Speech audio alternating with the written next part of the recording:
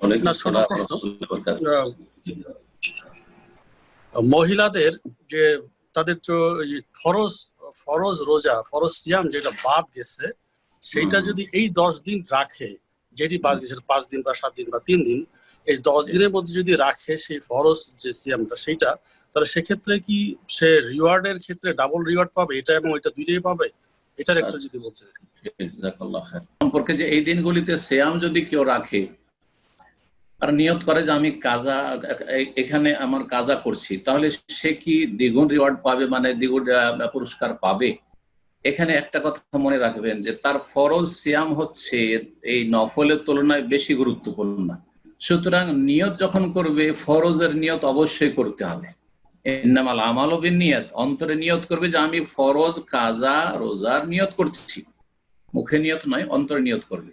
আর তার সাথে সাথে এই মোবারক দিনগুলিতে যেহেতু সেই সিয়াম পালন করলো, সুতরাং ইনশাআল্লাহ তাআলা আল্লাহ রাব্বুল আলামিন মহাপুরস্কার দান করি তাকে, আল্লাহ হয়তো উত্তম প্রতিদান এই সময়ের ফজিলতটাও দেবেন।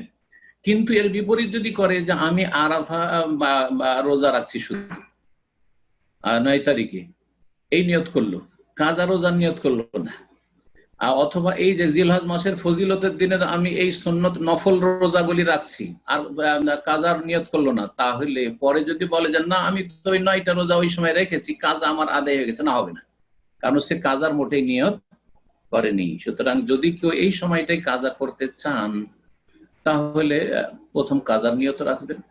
আর কাজার নিয়ত রাখেন তো 8 তারিখ পর্যন্ত রাখেন, 9 তারিখে করবেন না, কারণ এত হতভাগা হবেন না যে এত নেকিতে অনীহা যে আপনি আরাফার দিনও কাজার নিয়ত করছেন, তাহলে 2 বছরের আগের পরের গুনাহ মাফ কি করে আশা করছেন? এত সহজ দিনটা যে একগুলিতে আপনি 2 স্বীকার করবেন, এত হালকা মেহনতে, না না, এরকমটা করবেন না। এই জন্য ওলামারা বলেছেন যে আরাফার দিনে কাজার নিয়ত করিয়েন না, আর বাকি যে আরাফার আগে যে দিনগুলি আছে, 5টা তো চলেই গেল, আর 3টি দিন আছে, এই দিনগুলিতে যদি কাজার নিয়ত করেন তো ইনশাআল্লাহ এই দিনগুলিরও ফজিলত আল্লাহ দেবেন। জাযাকাল্লাহ।